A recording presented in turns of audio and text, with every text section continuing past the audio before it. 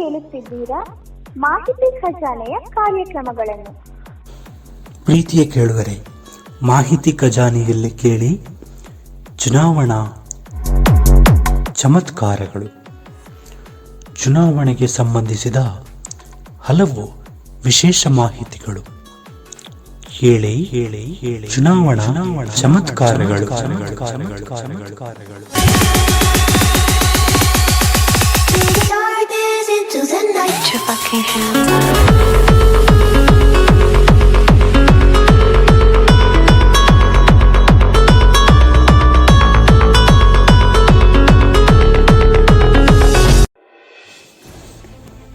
ನಮಸ್ಕಾರ ಸ್ನೇಹಿತರೆ, ಮತದಾನ ಕುರಿತಂತೆ ಹಲವು ವಿಷಯಗಳ ಬಗ್ಗೆ ನಾವು ತಿಳ್ಕೊಳ್ತಾ ಇದ್ದೇವೆ. ಇವತ್ತು ನಿಮಗೋಸ್ಕರ ಮತ್ತೊಂದು ಲೇಖನವನ್ನು ತಂದಿದ್ದೀನಿ. ಇದರಲ್ಲಿ ನಾವೆಲ್ಲರೂ ಕೇಳಿದ್ದೇವೆ ಮತಯಂತ್ರಗಳು. ಈ ಮತಯಂತ್ರಗಳು ಹೇಗೆ ಕಾರ್ಯನಿರ್ವಹಿಸ್ತದೆ? ಹಾಗಾದರೆ ಮತಯಂತ್ರ ಅಂದರೆ ಏನು? ಇದು ಎಲ್ಲಿ ಯಾವಾಗ ಬಳಕೆ ಮಾಡ್ತಾರೆ? ಇದರ ಬಗ್ಗೆ ಎಲ್ಲ ತಮಗೆ ಸಂಪೂರ್ಣ ಮಾಹಿತಿ ನೀಡುವಂತಹ ಪುಟ್ಟ ಪ್ರಯತ್ನ. ಕೇಳಿ ಮತದಾನ ಯಂತ್ರದ ಬಗ್ಗೆ ಒಂದು ಪುಟ್ಟ ಲೇಖನ ನಿಮಗಾಗಿ. ಹ್ಯಾಶ್ ಮತದಾನ ಯಂತ್ರಗಳ ಬಗ್ಗೆ ಸಂಪೂರ್ಣ ವರದಿ.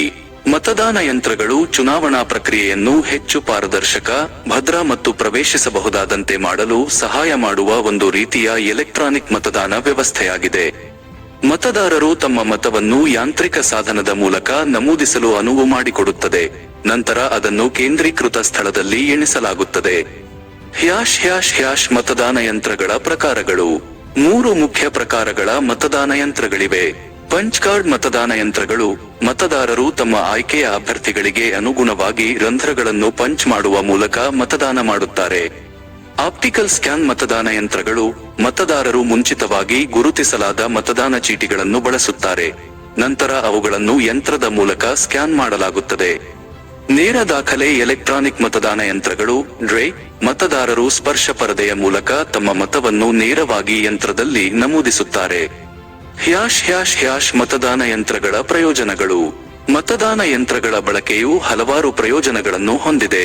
ಅವುಗಳೆಂದರೆ ಪಾರದರ್ಶಕತೆ. ಮತದಾನ ಪ್ರಕ್ರಿಯೆಯನ್ನು ಹೆಚ್ಚು ಪಾರದರ್ಶಕವಾಗಿಸುತ್ತದೆ, ಏಕೆಂದರೆ ಮತದಾರರು ಯಾವ ಅಭ್ಯರ್ಥಿಗೆ ಮತ ನೀಡಿದ್ದಾರೆ ಎಂಬುದನ್ನು ಖಚಿತಪಡಿಸಿಕೊಳ್ಳಲು ಯಾವುದೇ ಅವಕಾಶವಿಲ್ಲ. ಭದ್ರತೆ. ಮತದಾನ ಪ್ರಕ್ರಿಯೆಯನ್ನು ಹೆಚ್ಚು ಸುರಕ್ಷಿತವಾಗಿಸುತ್ತದೆ. ಮತದಾನದ ಚೀಟಿಗಳನ್ನು ಕಳೆದುಕೊಳ್ಳುವುದು ಅಥವಾ ಕದಿಯುವುದು, ಮತದಾನದ ಚೀಟಿಗಳನ್ನು ತುಂಬುವುದು ಮುಂತಾದ ಮತದಾನ ವಂಚನೆಯ ಇತರ ರೂಪಗಳ ಅಪಾಯವನ್ನು ಕಡಿಮೆ ಮಾಡುತ್ತದೆ. ಪ್ರವೇಶಿಸುವಿಕೆ. ಮತದಾನ ಪ್ರಕ್ರಿಯೆಯನ್ನು ಹೆಚ್ಚು ಪ್ರವೇಶಿಸಬಹುದಾದಂತೆ ಮಾಡುತ್ತದೆ. ಅಂಗವಿಕಲ ಅಥವಾ ವಯಸ್ಸಾದ ಮತದಾರರಿಗೆ ಮತದಾನವನ್ನು ಸುಲಭಗೊಳಿಸಲು ಅವುಗಳನ್ನು ವಿಶೇಷ ವೈಶಿಷ್ಟ್ಯಗಳೊಂದಿಗೆ ವಿನ್ಯಾಸಗೊಳಿಸಲಾಗಿದೆ. ದಕ್ಷತೆ. ಮತದಾನ ಪ್ರಕ್ರಿಯೆಯನ್ನು ಹೆಚ್ಚು ಪರಿಣಾಮಕಾರಿಯಾಗಿಸುತ್ತದೆ. ಮತದಾನದ ಫಲಿತಾಂಶಗಳನ್ನು ತ್ವರಿತವಾಗಿ ಮತ್ತು ಹೆಚ್ಚು ನಿಖರವಾಗಿ ಎಣಿಸಲು ಅವುಗಳನ್ನು ಬಳಸಬಹುದು. ಖರ್ಚು. ಮತಯಂತ್ರಗಳು ದೀರ್ಘಾವಧಿಯಲ್ಲಿ ಹೆಚ್ಚು ವೆಚ್ಚ ಹ್ಯಾಶ್ ಮತಯಂತ್ರ ಬಳಕೆಯಿಂದ ಹೆಚ್ಚು ಖರ್ಚಾಗುತ್ತದೆಯೇ? ಮತಯಂತ್ರಗಳ ಬಳಕೆಯ ಖರ್ಚು ಒಂದು ಸಂಕೀರ್ಣ ವಿಷಯವಾಗಿದ್ದು ಅನೇಕ ಅಂಶಗಳನ್ನು ಅವಲಂಬಿಸಿರುತ್ತದೆ. ಕೆಲವು ಸಂದರ್ಭಗಳಲ್ಲಿ ಮತಯಂತ್ರಗಳು ಚುನಾವಣಾ ವೆಚ್ಚವನ್ನು ಕಡಿಮೆ ಮಾಡಬಹುದು, ಆದರೆ ಇತರ ಸಂದರ್ಭಗಳಲ್ಲಿ ಅವು ಹೆಚ್ಚು ದುಬಾರಿಯಾಗಿರಬಹುದು. ಮತಯಂತ್ರಗಳ ಬಳಕೆಯಿಂದ ಉಂಟಾಗುವ ಸಂಭಾವ್ಯ ಖರ್ಚುಗಳು. ಖರೀದಿ ಮತ್ತು ನಿರ್ವಹಣೆ. ಮತಯಂತ್ರಗಳು ಖರೀದಿಸಲು ಮತ್ತು ನಿರ್ವಹಿಸಲು ದುಬಾರಿಯಾಗಿರಬಹುದು. ಯಂತ್ರಗಳನ್ನು ಖರೀದಿಸುವುದು, ಸ್ಥಾಪಿಸುವುದು, ತರಬೇತಿ ನೀಡುವುದು, ನಿರ್ವಹಿಸುವುದು ಮತ್ತು ದುರಸ್ತಿ ಮಾಡುವುದು ಒಳಗೊಂಡಂತೆ ಈ ವೆಚ್ಚಗಳು ಒಳಗೊಂಡಿರಬಹುದು. ಭದ್ರತೆ. ಮತದಾನ ಯಂತ್ರಗಳನ್ನು ಹ್ಯಾಕಿಂಗ್ ಮತ್ತು ವಂಚನೆಯಿಂದ ರಕ್ಷಿಸಲು ಹೆಚ್ಚುವರಿ ಭದ್ರತಾ ಕ್ರಮಗಳ ಅಗತ್ಯವಿರಬಹುದು. ಇದು ಹೆಚ್ಚುವರಿ ವೆಚ್ಚಗಳಿಗೆ ಕಾರಣವಾಗಬಹುದು. ತರಬೇತಿ. ಮತದಾನ ಯಂತ್ರಗಳನ್ನು ಬಳಸುವಲ್ಲಿ ಮತದಾರರು ಮತ್ತು ಚುನಾವಣಾ ಸಿಬ್ಬಂದಿಯನ್ನು ತರಬೇತಿ ನೀಡಲು ವೆಚ್ಚ ಬೀಳಬಹುದು. ಮತದಾನದ ಚೀಟಿಗಳು. ಮತದಾನದ ಚೀಟಿಗಳನ್ನು ಮುದ್ರಿಸುವ ಮತ್ತು ವಿತರಿಸುವ ಅಗತ್ಯವಿಲ್ಲದಿದ್ದರೂ ಮತದಾರರಿಗೆ ತಮ್ಮ ಮತವನ್ನು ಪರಿಶೀಲಿಸಲು ಮತ್ತು ದಾಖಲಿಸಲು ಬ್ಯಾಕಪ್ ವ್ಯವಸ್ಥೆಗಳನ್ನು ಹೊಂದಿರಬೇಕು. ಮತಯಂತ್ರಗಳ ಬಳಕೆಯಿಂದ ಉಂಟಾಗುವ ಸಂಭಾವ್ಯ ಉಳಿತಾಯಗಳು. ಮತದಾನದ ಚೀಟಿಗಳ ವೆಚ್ಚ. ಮತದಾನದ ಚೀಟಿಗಳನ್ನು ಮುದ್ರಿಸುವುದು, ವಿತರಿಸುವುದು ಮತ್ತು ಎಣಿಸುವುದು ದುಬಾರಿಯಾಗಿದೆ. ಮತಯಂತ್ರಗಳು ಈ ವೆಚ್ಚಗಳನ್ನು ಗಣನೀಯವಾಗಿ ಕಡಿಮೆ ಮಾಡಬಹುದು. ಮತದಾನದ ಅಧಿಕಾರಿಗಳ ಸಮಯ ಮತದಾನದ ಚೀಟಿಗಳನ್ನು ಕೈಯಾರೆ ಎಣಿಸುವುದು ಸಮಯ ತೆಗೆದುಕೊಳ್ಳುವ ಮತ್ತು ಕಾರ್ಮಿಕ ಸಾಂದ್ರ ಪ್ರಕ್ರಿಯೆಯಾಗಿದೆ. ಮತಯಂತ್ರಗಳು ಈ ಪ್ರಕ್ರಿಯೆಯನ್ನು ಸ್ವಯಂಚಾಲಿತಗೊಳಿಸಬಹುದು ಮತ್ತು ಮತದಾನ ಅಧಿಕಾರಿಗಳ ಸಮಯವನ್ನು ಉಳಿಸಬಹುದು.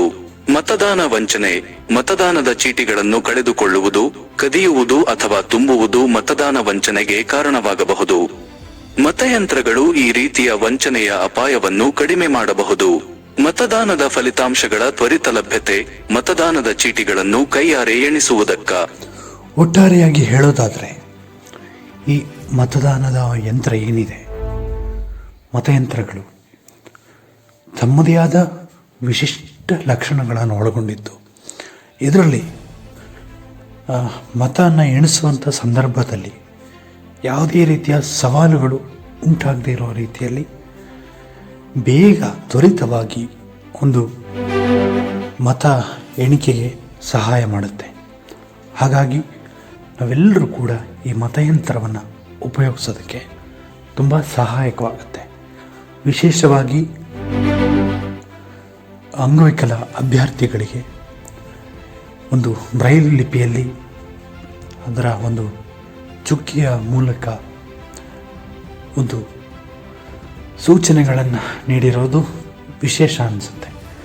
ಅಂದರೆ ಮತಯಂತ್ರದ ಮೇಲೆ ಬ್ರೈಲ್ ಲಿಪಿಯನ್ನು ಅಳವಡಿಸುವುದರ ಮೂಲಕ ಅಂಧ ವಿದ್ಯಾರ್ಥಿಗಳು ಕೂಡ, ಅಂದರೆ ಅಂಧ ಅಭ್ಯರ್ಥಿಗಳು ಕೂಡ ತಮಗೆ ಬೇಕಾದಂತಹ ವ್ಯಕ್ತಿಯನ್ನು ಸ್ವತಂತ್ರವಾಗಿ ಆಯ್ಕೆ ಮಾಡಿಕೊಳ್ಳೋದಕ್ಕೆ ಅವಕಾಶವನ್ನು ಕಲ್ಪಿಸಿಕೊಟ್ಟಿದೆ.